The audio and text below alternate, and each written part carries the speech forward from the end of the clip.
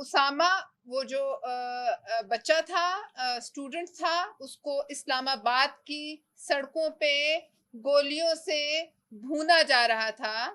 وہ ریاست مدینہ جہاں سے احسان الاحسان نکل گیا، لیکن اسامہ کو بھون دیا گیا. اس وقت وزیر داخلہ سیاسی بیان بازی فرما رہے تھے. یہ وہ وزیر داخلہ ہے جن کو سپریم کورٹ نے بہت شرم دلائی کہ آپ کے اوپر کئی جلی ہوئی 100 سے اوپر تو جلی ہوئی لاشیں ہیں. اس کے علاوہ وہ لوگ ہیں جو مختلف حادثات میں شہید ہوئے، لیکن 100 سے زیادہ لوگ جل کے مرے، لیکن انہوں نے استعفیٰ نہ دینا مناسب سمجھا. آج ان کو 22 کروڑ لوگوں کی جان اور مال کا محافظ بنا دیا گیا ہے.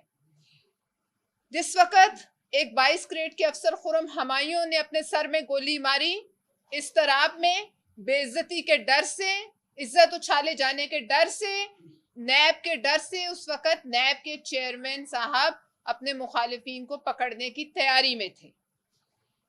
ساہیوال کے سانے سے لے کر جن کو ریاست مدینہ کا جو والی ریاست مدینہ ہے ان کے محل میں بلا کر چند لاکھ روپے تھمائے گئے، تو ان کے دادا کی آنکھوں میں آنسو پوری قوم نے دیکھے. وہاں سے لے کر ریلوے میں جلنے والے ہمارے جو پاکستانی ہیں وہاں تک، لاہور کی سڑکوں پر کسانوں کو تیزاب سے نہلانے کے واقعے سے لے کر اسامہ تک، پشاور میں سانسیں بند کرنے سے مرنے والوں سے لے کر مچھ تک، اس ملک میں اگر کچھ جاری ہے تو صرف موت کا رقص جاری ہے. ریاستی اداروں کو اس ملک کے وزیر اعظم اور اس کے معاونین اور اس کے حواریوں نے زہر آلود اس حد تک کر دیا ہے کہ وہ سب قاتل بنے پھر رہے ہیں. کسی ماں کا بچہ محفوظ نہیں، اور کوئی گارنٹی نہیں کہ آپ ہم میں سے کوئی گھر سے جو زندہ نکلے گا وہ اسی حالت میں واپس گھر جائے گا.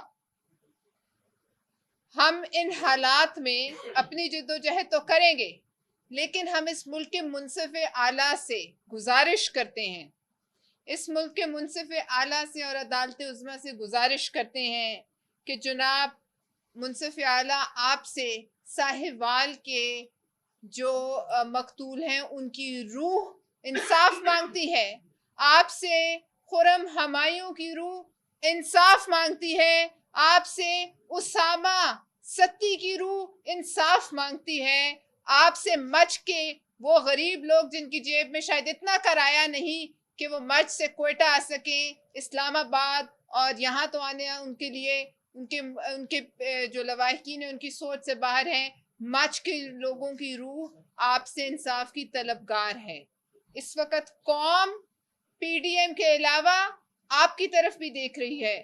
ہماری چیف جسٹس صاحب سے گزارش ہے کہ یہ موت اور خون کا کھیل بند کروایا جائے. سارا دن سرکاری بھونپو بچتے ہیں، سارا دن آپ کی، ہماری اور قوم کی سماعتوں پہ ہتھوڑے برساتے ہیں. یہ سرکاری بھونپو کبھی اپنی اور اس ملک کی حالت زار پر ایک لفظ نہیں کہتے. وزیر خارجہ لا علم ہے کہ ہر ماہ 600 کے قریب پاکستانیوں کو مختلف ملکوں سے نکالا جا رہا ہے، لیکن وہ بیٹھتا ہے اور بات کرتا ہے تو صرف مخالفین اور پی ڈی ایم پہ. کیا تمہارا یہ کام ہے؟ کیا تمہیں پتہ نہیں کہ تم نے ملک کو کہاں لا کے کھڑا کر دیا ہے؟ کیا تمہیں پتہ نہیں کہ آج ملک تنہا ہے؟ تم نے سعودی عربیہ کا قرضہ دینے کے لیے 14% پہ چائنا سے لون لیا، جو کہ تاریخ میں سب سے زیادہ مہنگا لون ہے. آپ کو یہ بھی علم نہیں، 8 روپے کی جب فی یونٹ بجلی تھی تو آپ کہتے تھے جلا دو بلوں کو. آج بتائیے 25 روپے پہ ہم کس کو جلائیں؟ قوم جا کے بنی گالا کا محل جلائے، کیونکہ وہ چوروں ڈاکوؤں کی آماجگاہ ہے. یہ حکومت نہیں، یہ ڈائن ہے جو اپنے بچوں کو بھی کھاتی ہے. لیکن ہم یہ کہنا چاہتے ہیں کہ پی ڈی ایم کا تو ایک ایک لیڈر آپ پکڑ کے اپنے مخالفین کو اندر کر دیں، لیکن یہ جو 21-22 کروڑ ہیں جن کو آپ بھیڑ بکریاں سمجھتے ہیں، اصل ڈر تو اب یہ لگا ہے کہ یہ نکل پڑے بھوکے اور یہ نکل پڑے بے روزگار اور یہ نکل پڑے جن کے گھروں کے چولہے ٹھنڈے ہیں, تو پھر تمہارا کیا ہوگا؟ لہذا ہم یہ وارننگ دیتے ہیں.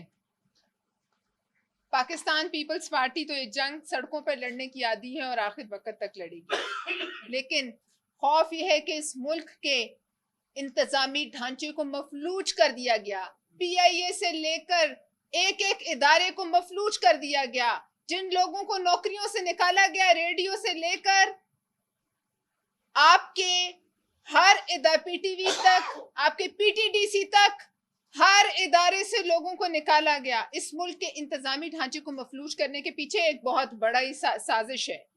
اس ملک کے سیاسی لیڈران کو, جن کو اس کھیل کی سمجھ ہے, ان کو ایک ایک کر کے اندر کرنے کے پیچھے یہی راز ہے کہ اسرائیل کو تسلیم کرنا ہے, اور تم کر چکے ہو اندر ہی اندر, اور کشمیر کو دے دینا اس کی پہلی کڑی ہے. لیکن یہ یاد رکھنا کہ تم نے ایسی کوئی حرکت کی تو یہ گلیاں ہوں گی, اس ملک کے یہ بھوکے بے روزگار عوام ہوں گے, اور ان کے جوتے ہوں گے, اور تمہارے سر ہوں گے.